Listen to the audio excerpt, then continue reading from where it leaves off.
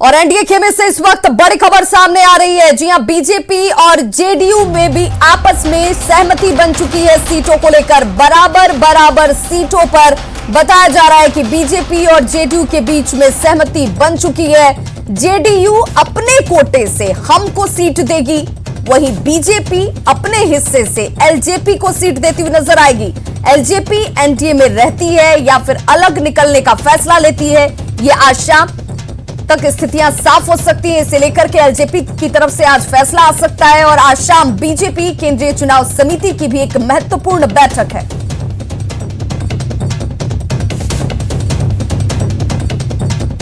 तो बीजेपी और जेडीयू के बीच में बराबर सीटों पर सहमति बन गई है। बीजेपी अपने हिस्से से एलजेपी को सीट देगी, वहीं जेडीयू जो है अपने हिस्से से हम को सीट देती हुई नजर आएगी।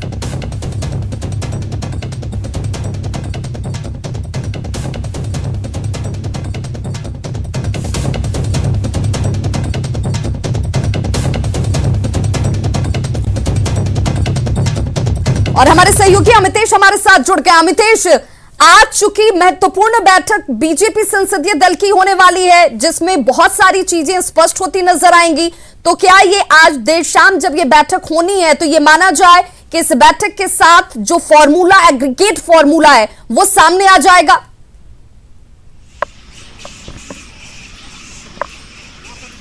देखिए, आज शाम 6 बजे बीजेपी केंद्रीय चुनाव समिति की बैठक होने वाली है। उसी बैठक में तय होगा कि बीजेपी की तरफ से आने वाले विधानसभा चुनाव में किन किन नामों पर मुहर लगी है, कौन कौन से बीजेपी के उम्मीदवार होंगे इस बार विधानसभा चुनाव में। लेकिन उसके पहले एक बैठक अभी चल रही है बीजेपी के राष्ट्रीय अध्यक्ष जेपी नड्डा के आवास पर। इसमें बिहार बीजेपी के सभी बड़े नेता शामिल हैं। चुनाव प्रभारी देवेंद्र फडणवीस, प्रभारी भूपेंद्र यादव हैं। इसके अलावा प्रदेश अध्यक्ष संजय जायसवाल हैं, सुशील मोदी हैं, मंगल पांडे, नित्यानंद राय हैं। तो सभी लोगों की एक बैठक चल रही है और यह बैठक इस मायने में भी महत्वपूर्ण है क्योंकि कल दिन भर जो बैठकों का दौर पटना में चला और जेडीयू के नेताओं के साथ जो मैराथन बैठक हुई बीजेपी की, उसमें लगभग इस बात पर सहमति बन गई कि जेडीयू बीजेपी बराबर सीटों पर चुनाव मैदान में उतरेंगे। जो सूत्र बता रहे हैं उसके मुताबिक 1 से 21 सीटें ऐसी होंगी जिसमें मांझी को एडजस्ट करना है जेडीयू की तरफ से और दूसरी तरफ बीजेपी अपने कोटे से एडजस्ट करेगी एलजेपी को। यानी बीजेपी एलजेपी को कितनी सीटें देती हैं इस पर सब कुछ डिपेंड करेगा। हालांकि सूत्र बता रहे हैं उसके मुताबिक बीजेपी किसी भी सूरत में 100 से कम सीटों पर चुनाव मैदान में नहीं उतरेगी। लिहाजा अगर एलजेपी आती भी है, एनडीए के साथ रहती है, तो उससे 20 से 21 सीटें, 20 से 22 सीटें के आसपास मिल सकती हैं। तो ये एलजेपी को डिसाइड करना है आज शाम तक कि वो बीजेपी के साथ रहेगी, एनडीए गठबंधन में रहेगी या अलग होकर जैसा कह रही है वैसा चुनाव मैदान में उतरेगी। अमितेश, आप हमारे साथ बने रहिए। इस वक्त हमारे साथ बिहार ब्यूरो चीफ दिवाकर तिवारी भी जुड़ चुके हैं।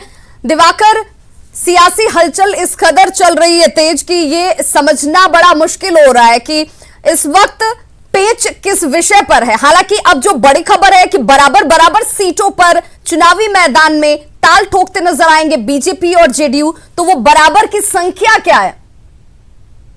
देखिए, 2-3 दिनों से लगातार मैराथन बैठकें चल रही है। दिल्ली से पटना तक, दिल्ली से पटना की जो दूरी है बिल्कुल कम होती नजर आ रही है। चार्टर्ड प्लेन से बीजेपी के नेता पटना आते हैं, फिर वापस लौट जाते हैं दिल्ली और सुबह से शाम ये भाग दौड़ चल रही है।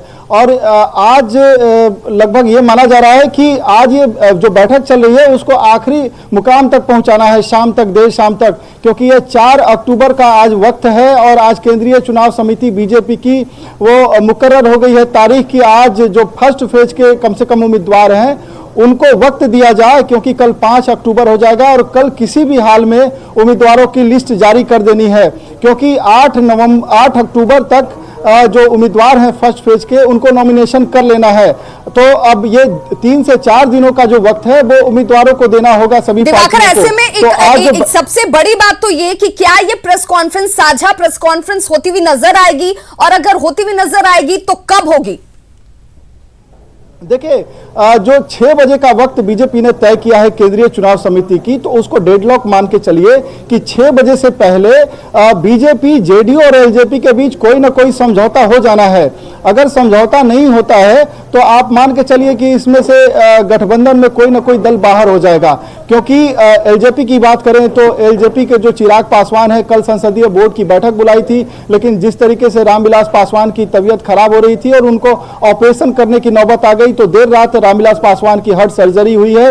और चिराग पासवान ने ट्वीट करके, अब से 4 से 4.5 घंटे पहले ट्वीट करके उन्होंने ये जानकारी दी है कि एक और ओपन हार्ट सर्जरी की जरूरत पड़ सकती है।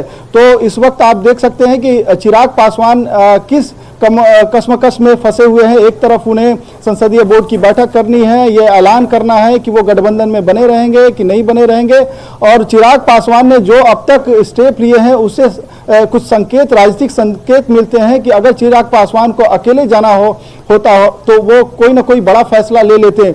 लेकिन ये संकेत दे रहा है उनके राजनीतिक कदमों से कि उनकी कोई ना कोई बातचीत हो रही है बीजेपी के साथ। और जब बराबर सीटों की बात करें तो लोकसभा की तर्ज पर लगातार बैठकों के बाद बीजेपी और जेडीयू के बीच ये तय हो गया है कि बराबर सीटों पर हम चुनाव लड़ेंगे, और जिनके खाते में जो सहयोगी दल है उसको अपने कोटे से सीटें साझा करेंगे। तो अगर जेडीयू की बात करें तो वो या तो 121 या 122 सीटों पर चुनाव लड़ेगी, तो अब जीतन राम मांझी को वो अपने कोटे से सीटें साझा करेगी। जीतन राम मांझी की 4 से 8 के बीच सीटें हो सकती है, और जीतन राम मांझी की पार्टी ने भी संसदीय बोर्ड की बैठक बुलाई है, उसमें फैसला करेगी। उनकी 12:30 बजे बैठक होनी है और उसमें तय हो जाएगा कि, तो ये जेडीयू की तरफ से उन्हें सिग्नल दे दिया गया है कि आप भी अब तैयारियां कर लीजिए और अपने उम्मीदवारों के पैनल है उस पर चर्चा कर लीजिए।